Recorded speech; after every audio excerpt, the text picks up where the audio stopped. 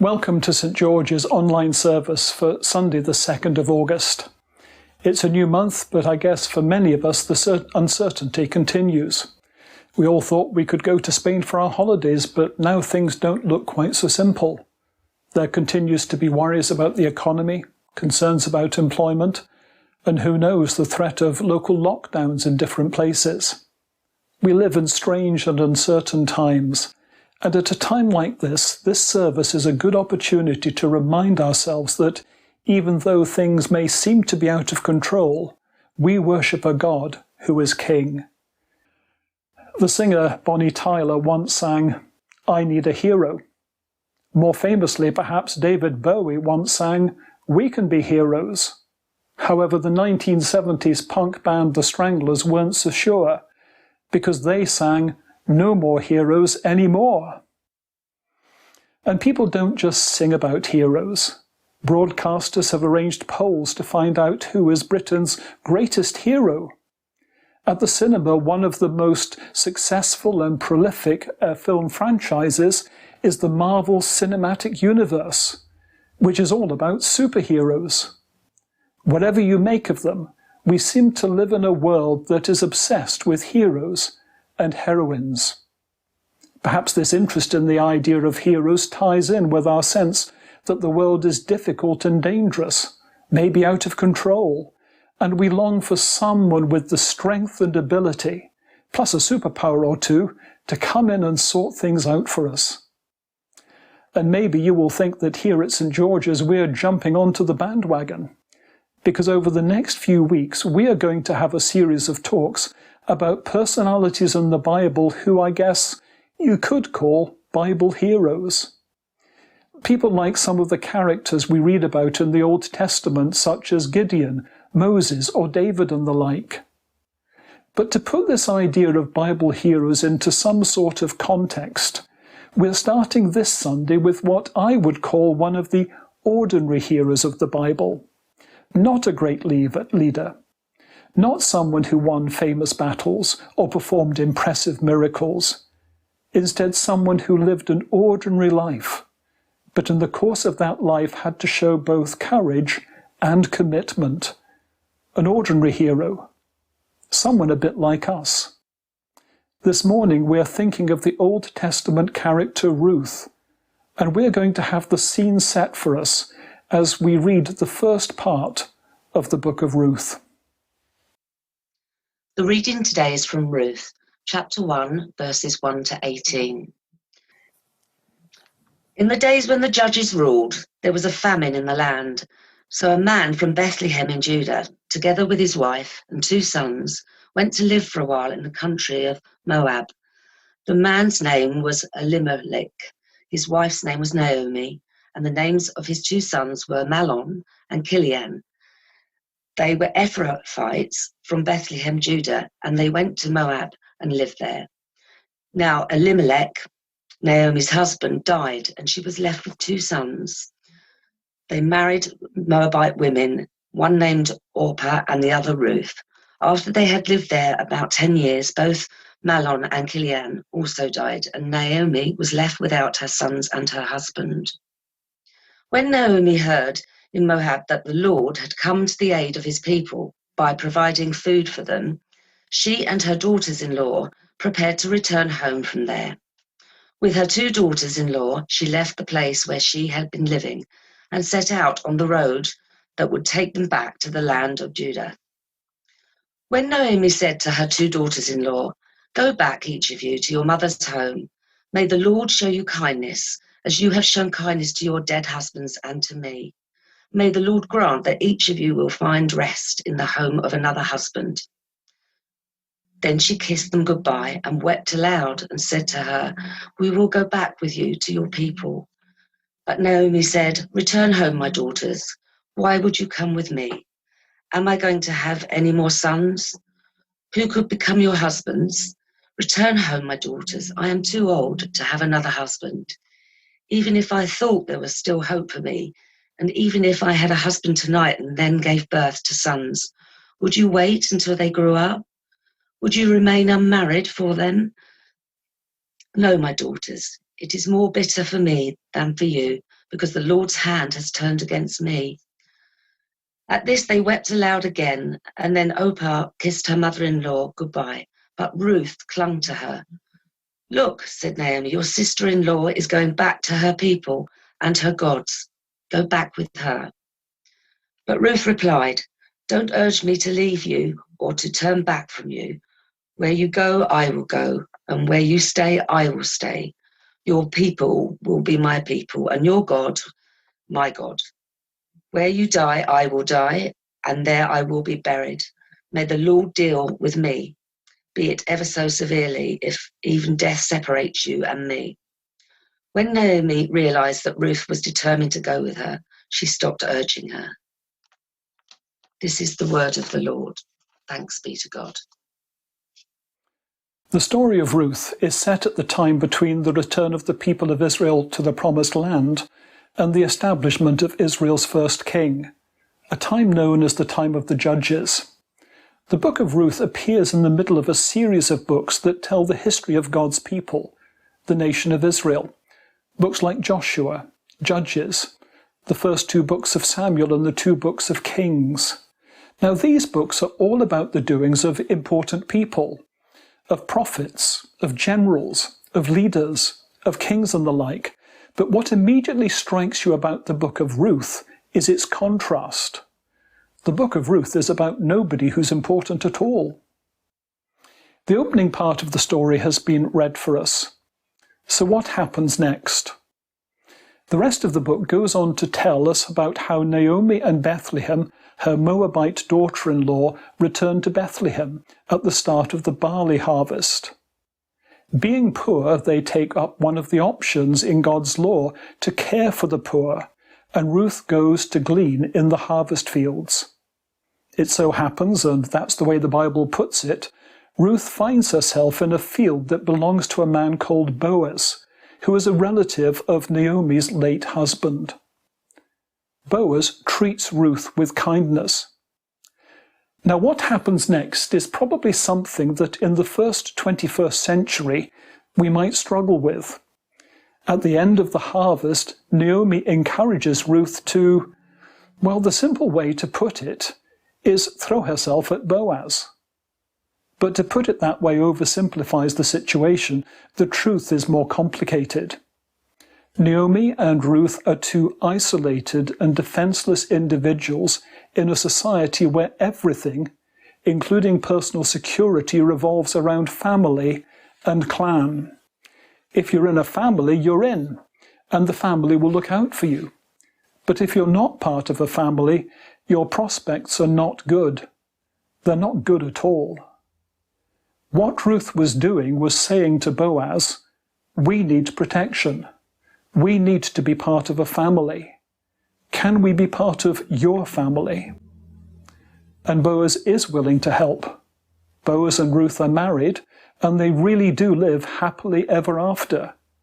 They have gone through difficult and hard times, but they do reach a state of happiness. Down the years, people have come up with all sorts of ideas about why this story is in the Bible. There have been many suggestions, and many of these have been helpful. But personally, I would want to pick out the theme of faithfulness as being the key message of the book. The story has lots of examples of faithfulness at a human level. People looking out for one another when they need help. The book of Ruth is about ordinary people dealing with personal tragedy. How will they handle it? Will they show faithfulness, or will they turn their backs and ignore the person in need? Perhaps most obviously, Ruth is faithful to her mother-in-law Naomi by sticking with her at a time of acute personal need.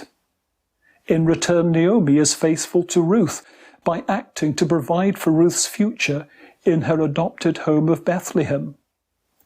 Boaz shows faithfulness through his generosity and care for Ruth and Naomi. He doesn't leave it to others. It's a story about faithfulness at a human level, but running above all this is the truth of God's faithfulness to all three of the main characters. Ordinary people dealing with personal tragedy. Ruth is an ordinary person who faces personal tragedy.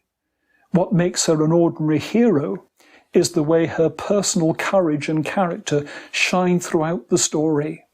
For instance, she was a person who was willing to give up everything.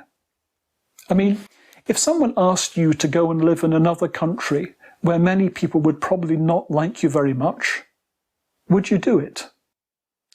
And what if literally everyone told you that it was a bad idea? Would you do it? That is the choice that Ruth faced in our reading this morning. Naomi had faced a series of devastating personal tragedies. First, the death of her husband, followed by the death of both her sons. She is now preparing to leave Moab, somewhere that's been her home for at least 10 years, and head for an uncertain future back in Bethlehem. This would have been challenging enough, but as you read the story, there's a strong sense that as a person, Naomi has hit the bottom, seeing little hope for the future, only darkness. Do you remember her words to her 2 daughters-in-law? "It is more bitter for me than you, because the Lord's hand has gone out against me."